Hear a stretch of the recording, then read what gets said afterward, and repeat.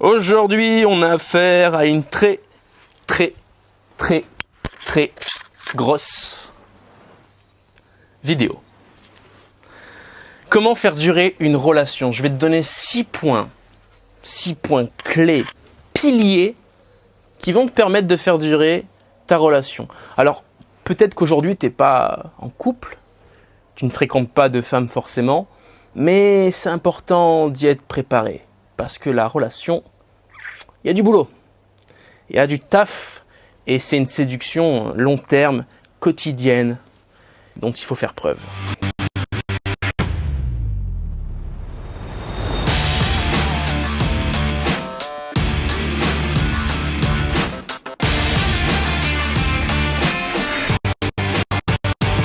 Avant de commencer cette vidéo, je te laisse télécharger mon guide gratuit qui est dans la description. 7 biais psychologiques pour attirer une femme, susciter son intérêt et la faire tomber amoureuse. Comment faire durer une relation? Premier point qui pour moi est important, c'est de faire durer ton développement personnel. Ne cesse jamais d'évoluer, ne cesse jamais de te former, d'apprendre des autres. Sois ouvert d'esprit.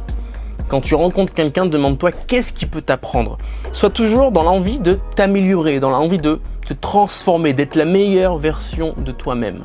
S'améliorer soi-même dans sa communication, dans son leadership, dans sa façon de gérer les conflits. Ça va te permettre de maintenir ta relation sur le long terme. Et puis toi-même, si tu t'améliores chaque jour, tu vas inspirer ta partenaire à elle aussi s'améliorer et vous allez comme vous tirer vers le haut tous les deux. Deuxième point, et un but individuel. Tu as besoin de te plaire, de te satisfaire, de trouver du bonheur, toi, déjà dans ta vie individuellement.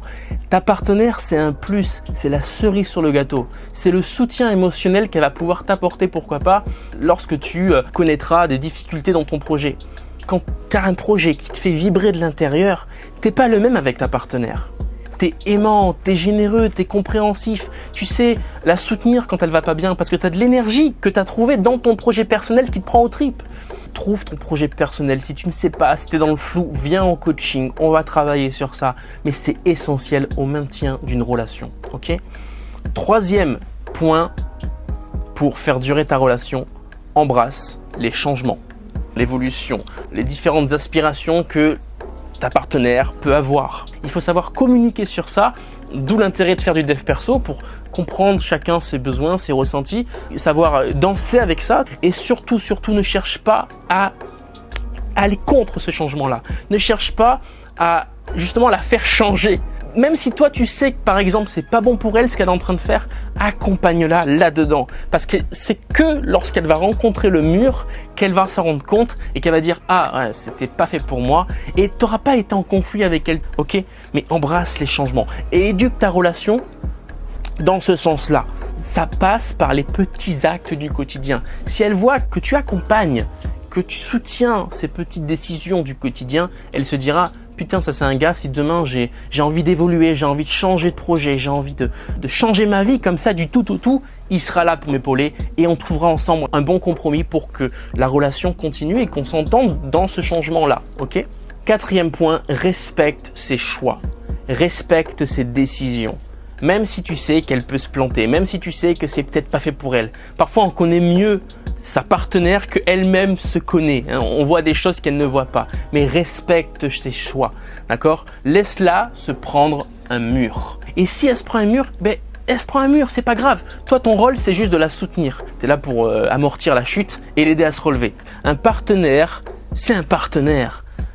On est là pour lui, quelles que soient ses décisions, quelles que soient ses aspirations, quelles que soient ses épreuves de la vie. On est là pour lui, on le soutient de A à Z, dans les bons moments comme dans les mauvais moments, dans les grosses décisions comme dans les petites décisions. On est présent, à l'écoute.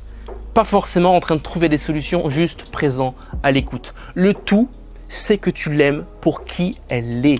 D'ailleurs, tiens, ça me fait penser, quand tu ressens une petite tension à l'intérieur de toi parce qu'il y a un changement, là, il y a un truc qui est en train d'évoluer, elle prend une décision qui, toi, tu sais que c'est pas faite pour elle, rappelle-toi pourquoi tu l'aimes.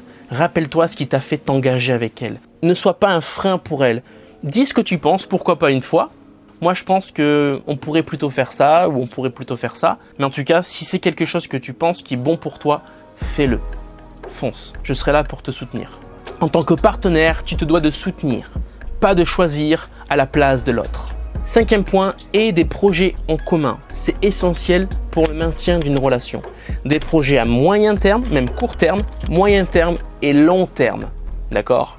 Et un truc que je conseille pour ça, moi, avec ta partenaire, c'est de te poser chaque semaine, un rendez-vous chaque semaine, j'appelle ça le rendez-vous amoureux, le rendez-vous à venir, tu vois, tu peux appeler ça comme tu veux.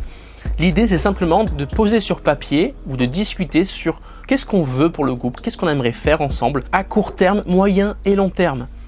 C'est aussi l'occasion de discuter des choses qui t'ont fait sentir un peu mal dans la relation, des choses qui t'inspirent et que tu aimerais voir s'installer dans la relation. C'est un peu le rendez-vous du couple, tu vois. C'est le rendez-vous pour que le couple aille mieux, pour qu'on se comprenne mieux. Et il faut que ce soit programmé, c'est-à-dire que c'est notre moment, on discute de notre relation. C'est important ça parce que la relation, c'est une véritable entreprise. C'est comme si vous étiez associés finalement. Les décisions d'une entreprise avec un associé, il y a des rendez-vous, tu vois, ça se prend pas comme ça. Ben, c'est pareil pour une relation, ça se discute. Qu'est-ce que tu as envie de faire toi ? Et toi, qu'est-ce que tu as envie de faire ? Ben moi, ça me plaît bien. Ok, ben allons faire ça. Ah, toi, quand tu fais ça, ça te plaît pas ? Ben attends, plutôt faire ça alors. On le prend comme ça le truc, tu vois.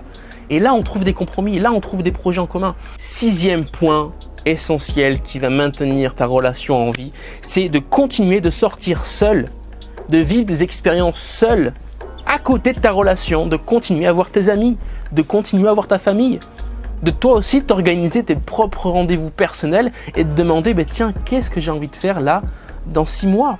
Où j'ai envie d'être dans 6 mois, où j'ai envie d'être dans 1 an, dans 2 ans. Qu'est-ce qui m'inspire ? Parce que c'est comme ça que tu peux apporter un plus dans ta relation.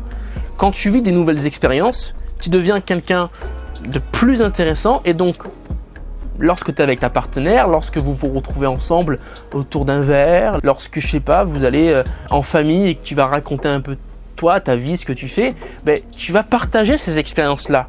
Et ta partenaire, elle aura le sentiment de te redécouvrir.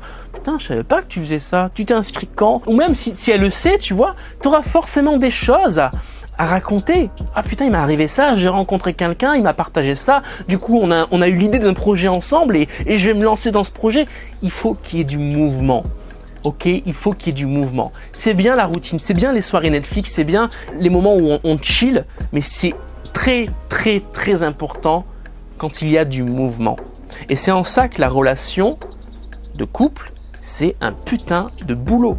C'est du job. Il y a de la séduction, ok, tout le temps. Si tu veux que ta partenaire s'offre à toi, qu'elle couche avec toi, qu'elle ait du désir pour toi, hein, il faut qu'il y ait de la séduction, il faut qu'il y ait une tension, il faut qu'il y ait du jeu, mais aussi il faut qu'il y ait des nouvelles expériences. Hein, séduction et expérience. Qu'est-ce qu'on vit à deux ? Qu'est-ce qu'on vit ? En quoi tu es toujours un plus pour moi ? En quoi tu es toujours un élément qui m'apporte quelque chose pour moi ? En vivant de nouvelles expériences. Et en faisant tout ce que je t'ai dit juste avant dans la vidéo. J'espère qu'elle t'a plu en tout cas. Je t'invite, si ce n'est pas encore fait, à télécharger mon guide gratuit 7 biais psychologiques pour attirer une femme, susciter son intérêt et la faire tomber amoureuse. C'est dans la description. Et puis, lâche ton like, abonne-toi et je te dis à la prochaine. Salut. C'était une fin dont je m'y attendais pas. Ok.